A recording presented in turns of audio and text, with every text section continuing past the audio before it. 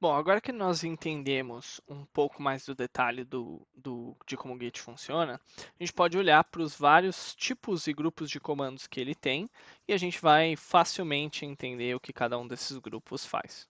Assim espero, pelo menos. Bom, o primeiro grupo de comandos são os comandos de snapshot. Né? Como eu falei, snapshot nada mais é do que eu conseguir fazer o commit do estado da minha árvore de trabalho.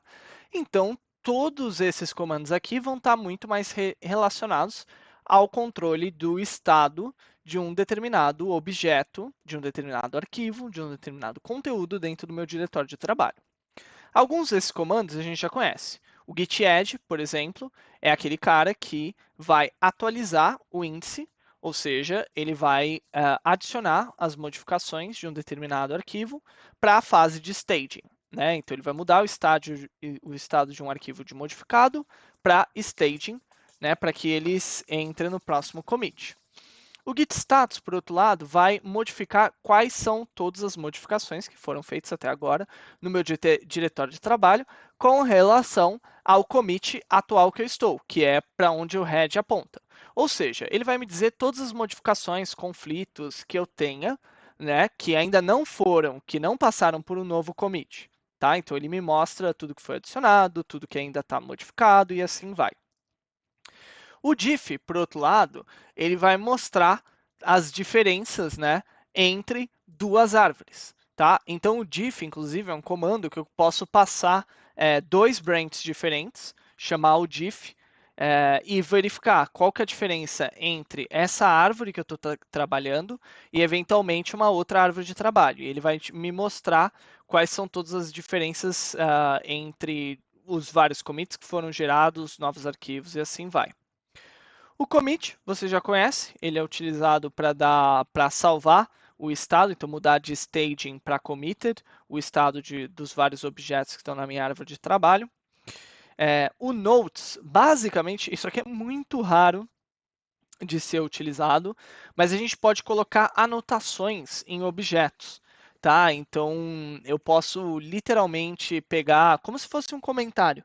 Posso ir adicionando comentários aos meus objetos, e aí depois eu posso ler esses comentários. Então, o Notes ele vai ser um comando que ele vai controlar para tanto adicionar, remover e ler todas as anotações. Então, é quase que a maneira do Git de fazer comentários nas minhas aplicações. Ele não é muito usado porque geralmente você vai colocar comentário no código. Quando você faz um pull request, você pode colocar perguntas suas para os seus revisores e assim vai. Então, por isso é um comando meio abandonado. O restore tem esse nome porque ele restaura uma árvore de trabalho. Tá? Então, eu posso dizer para ele restaurar um determinado caminho, por exemplo. O reset a gente já viu, né, que quando a gente deu um reset hard no nosso mestre, lá no Git Relâmpago, essencialmente ele muda o ponteiro de onde a gente está atualmente para algum outro commit que a gente pode especificar. Então a gente pode falar, olha, por favor, volte para aquele commit em particular. E se a gente tem um add, a gente também tem o remove, que é um arquivo que estava em staging, a gente pode voltar ele para modificado, ou até mesmo parar de fazer o tracking dele completamente. E o move, que me permite renomear, mover um arquivo dentro do meu conteúdo aqui. Todos esses comandos, por sinal, estão aqui com os links para o detalhamento de como vocês podem ver eles funcionando mais adequadamente. Mas como eu falei, na prática, o que a gente vai usar no nosso dia a dia é o add, o status, eventualmente, commit e o reset, né, quando a gente precisar voltar para alguma coisa. Então, esses aqui são mais importantes. Depois a gente tem os comandos de ramificação e mesclagem, que isso aqui vai controlar eu criar novos ramos de trabalho, eu juntar um ramo com o outro, assim vai. Aqui a gente já conhece, né, os principais, que é o branch, checkout e o merge, né, que são os que a gente mais usa, né. Então, o branch é o comando que permite criar ou modificar para mudar para diferentes ramos de trabalho, né. O checkout é o que me permite pular, né? O branch ele controla a adição, remoção e tudo mais. O checkout controla para onde o head aponta. Então eu vou mudar entre um ramo e o outro.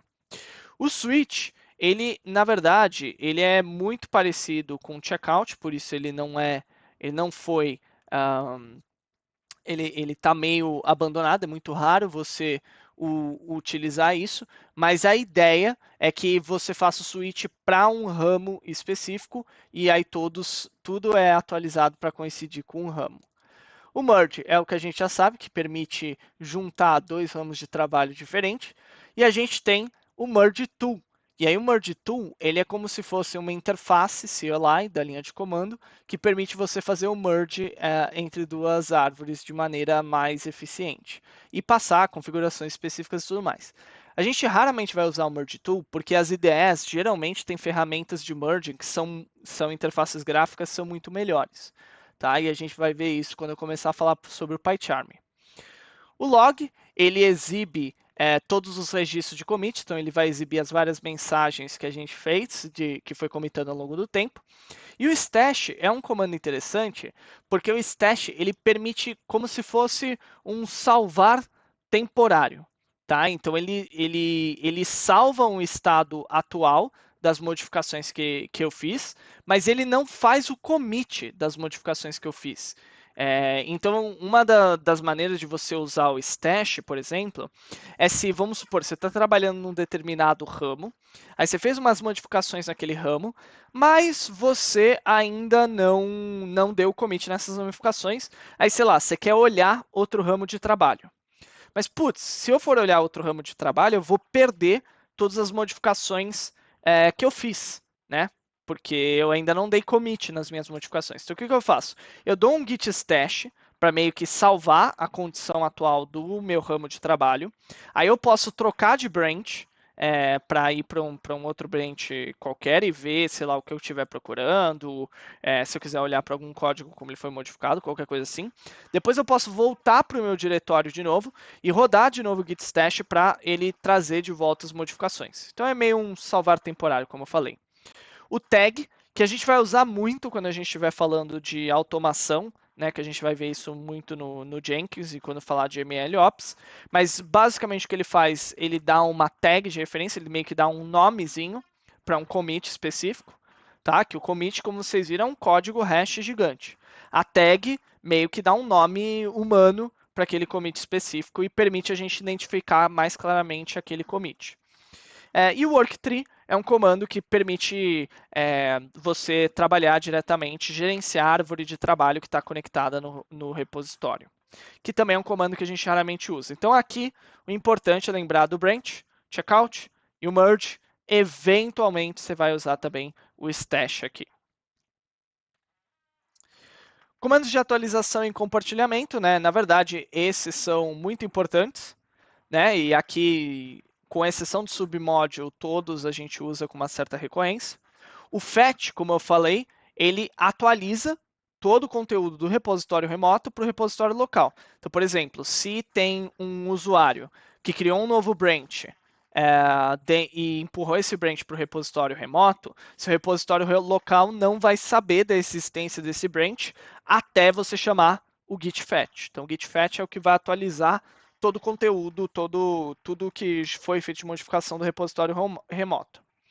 O git pull, por outro lado, que a gente já viu ele sendo usado, ele vai incorporar as alterações do repositório remoto para o repositório local. Então, ele é muito frequente quando, por exemplo, eu quero atualizar o meu ramo master local para a última versão do ramo master remoto. Então, eu vou lá e dou um git pull origin master, e aí eu atualizo tudo que foi feito no meu ramo remoto para o meu ramo local. Ele automaticamente vai fazer a operação de mesclagem, que, em geral, quando você usa o git pull, a operação de mesclagem que você está querendo fazer é um fast forward, no final das contas. Né? Caso contrário, você use especificamente o merge para escolher uma das estratégias, seja ela o mais comum, né, o rebase, e resolver os eventuais conflitos que podem aparecer. O pull, ele é muito usado para puxar modificações do remoto para o local, enquanto que o push, a gente já conhece, é para empurrar modificações do local para o remoto. E o remote, que vocês viram quando eu falei sobre a conexão com o repositório remoto, ele basicamente associa um repositório remoto qualquer, ou uma árvore remota qualquer, com a árvore remota local. Então, ele é que me permite conectar o meu repositório local com o meu repositório remoto. E por fim, a gente tem o comando de submodule, que aí ele é especificamente utilizado para gerenciar uma outra estrutura do Git, que são os submódulos, que eu não vou falar em geral, e é muito raro a gente utilizar isso. Então, esses três aqui, você utiliza no seu dia a dia. Eventualmente, você utiliza o remote, né? Se você estiver fazendo essas conexões de forma manual, e o submodule é muito raro ter que utilizar.